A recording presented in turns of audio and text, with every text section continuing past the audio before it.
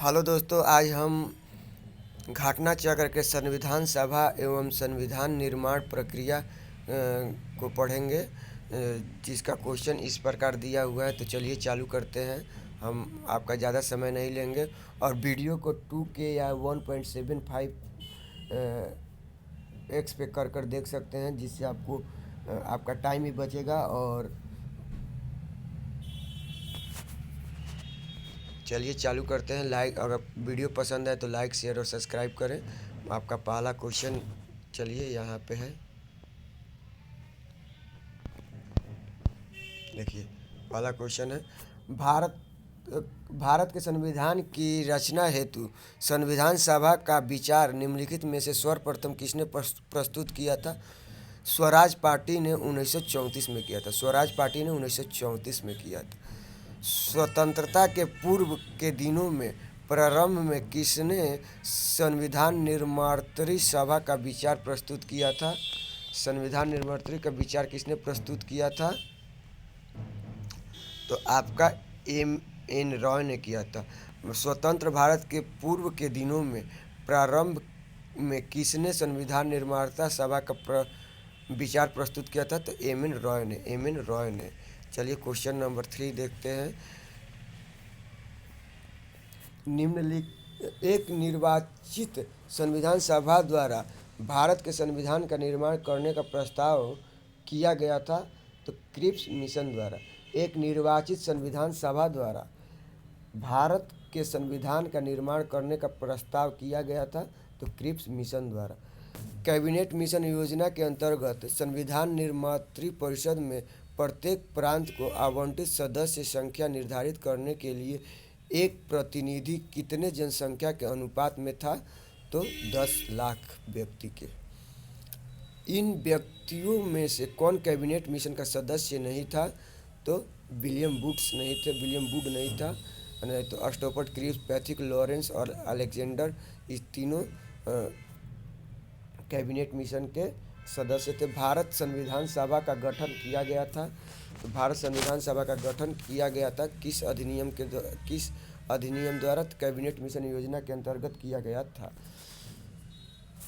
Question number 7 देखिए। 1946 में निर्मित अंतरिम सरकार में कार्यपालिका परिषद के उप सभापति कौन थे? जवाहरलाल नेहरू। निम्नलिखित में से कौन अगस्त 1946 में गठित प्रथम अंतरिम राष्ट्रीय सरकार का सदस्य नहीं था? Doctor S Radhakrishnan. निम्नलिखित में से कौन अगस्त 1946 में गठित प्रथम अंतरिम राष्ट्रीय सरकार का सदस्य नहीं था? Doctor S Radhakrishnan. देखिए इसमें आपको कौन सा कथन बेबेल योजना के अनुसार कार्यकारी परिषद में हिंदू और मुस्लिम सदस्यों की संख्या समान होनी चाहिए। बेबेल का विचार था कि ऐसी व्यवस्था से भारत का बंटवारा बच जाता। तो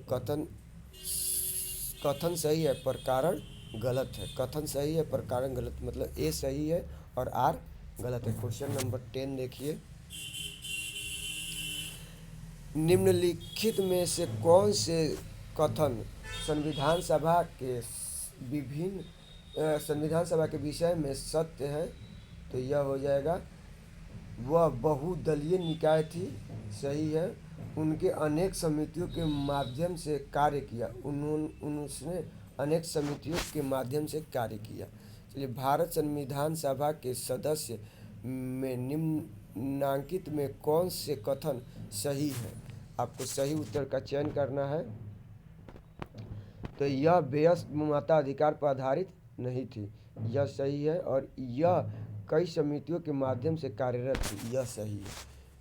चलिए क्वेश्चन नंबर 12 देखते हैं। निम्नलिखित में से संविधान सभा के बारे में गलत कथन कौन सा है? तो यह इसका निर्वाचन सार्वभौमिक वयस्क मताधिकार पर किया गया था। तो यह कथन गलत है। भारत के संविधान का प्रारूप तैयार करने वाली संविधान सभा के सदस्य को विभिन्न प्रांतों की विधानसभाओं द्वारा चुना गया था।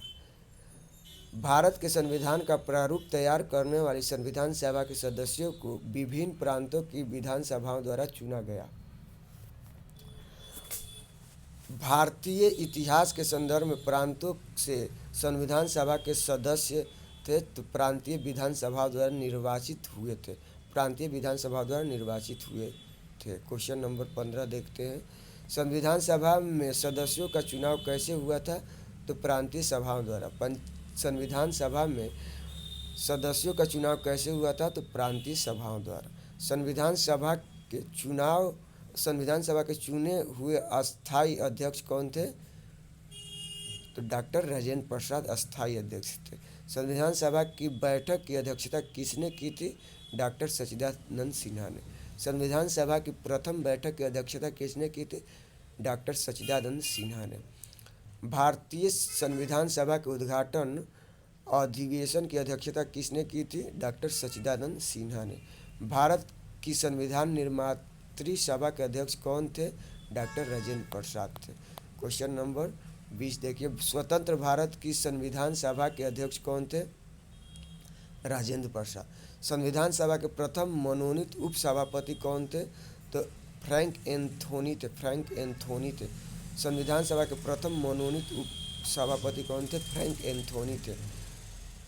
भारतीय संविधान सभा की स्थापना की गई थी तो 9 दिसंबर 1946 को। 9 दिसंबर 1946 को भारतीय संविधान सभा की स्थापना की गई थी 9 दिसंबर 1946 को। संविधान सभा की प्रथम बैठक कब हुई थी? तो 9 दिसंबर 1946 को। संविधान सभा की प्रथम बैठक हुई थी 9 दिसंबर 1946 को। संविधान सभा का गठन कब हुआ था?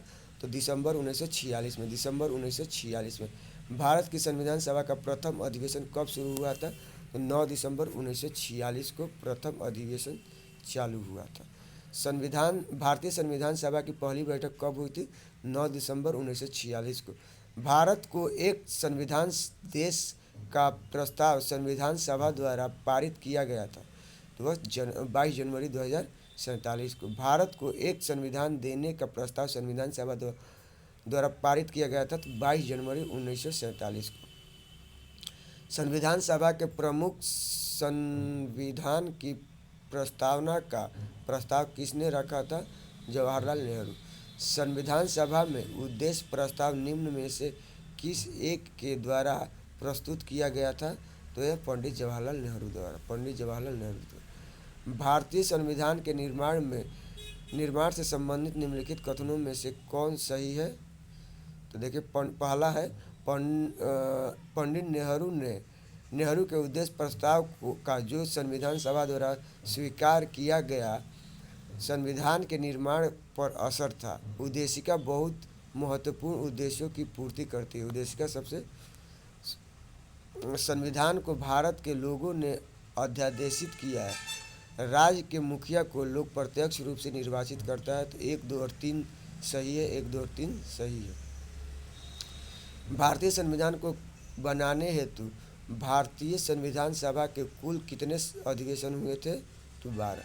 भारतीय संविधान को बनाने हेतु भारतीय संविधान सभा में के कुल कितने अधिवेशन हुए थे? तो 12 हुए थे। भारत के संविधान सभा की अंतिम बैठक की सही तिथि क्या थी? अंतिम बैठक की 24 जनवरी 1950 थी।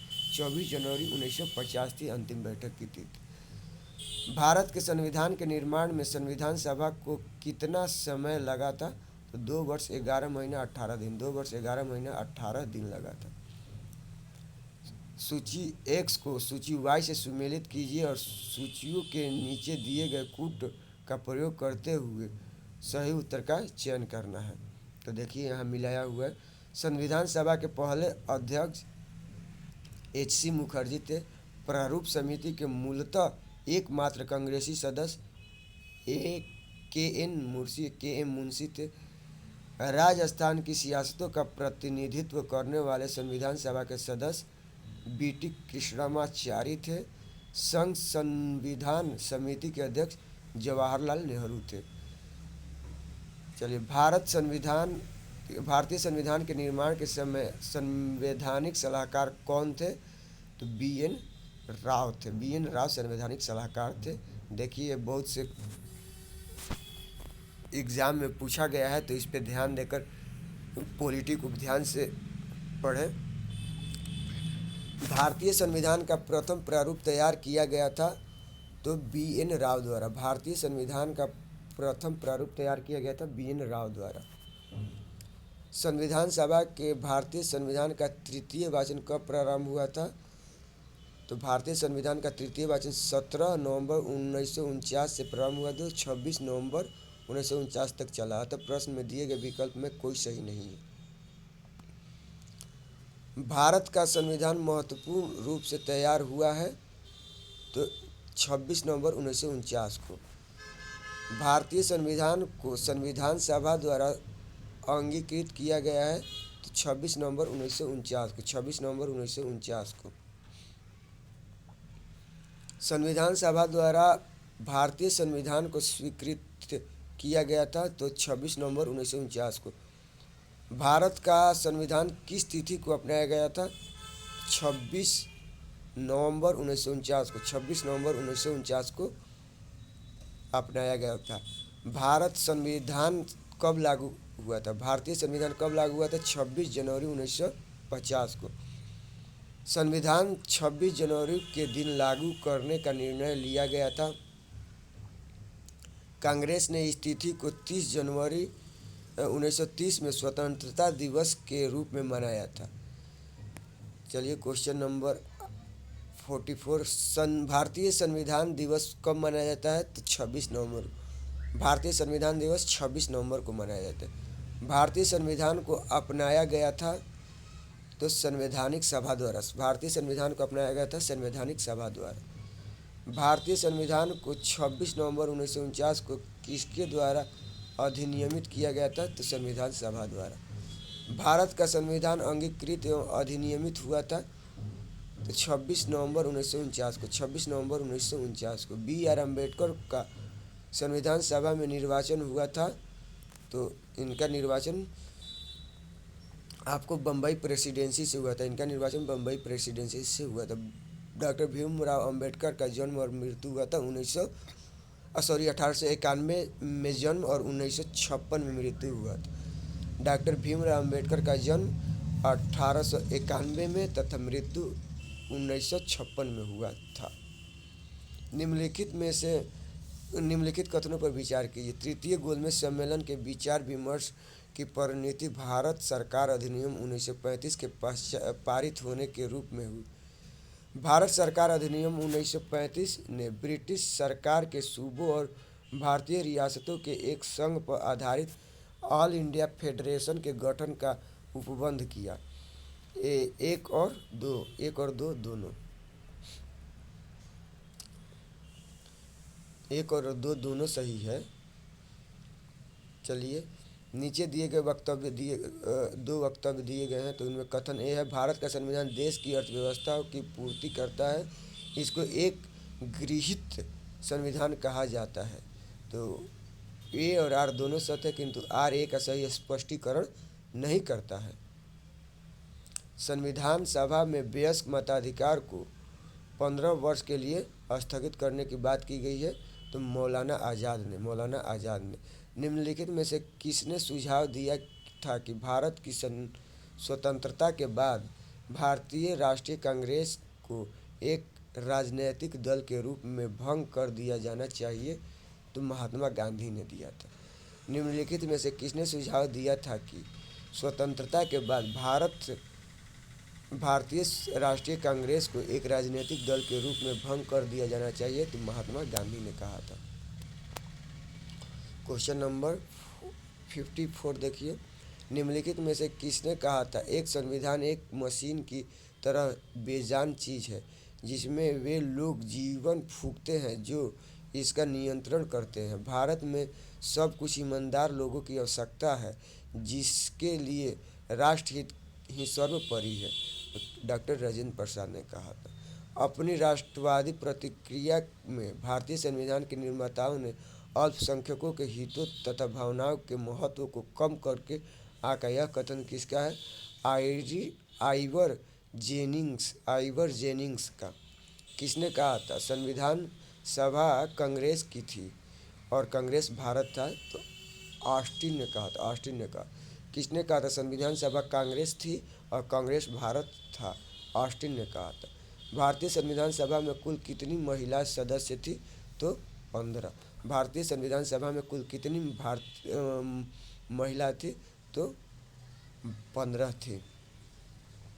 चलिए दोस्तों, आज हम इस वीडियो को यहीं तक रखते हैं। टोटल 57 क्वेश्चन को हल कर चुके हैं। तो इससे आगे का वीडियो हम नेक्स्ट पार्ट में डालेंगे, जो होगा आपका संविधान सभा की प्रमुख समितियाँ और इससे तो चलिए इस वीडियो को यहीं तक रखते हैं। जय हिंद, जय भारत, वंदे मातरम, राधे राधे, जय श्री कृष्ण।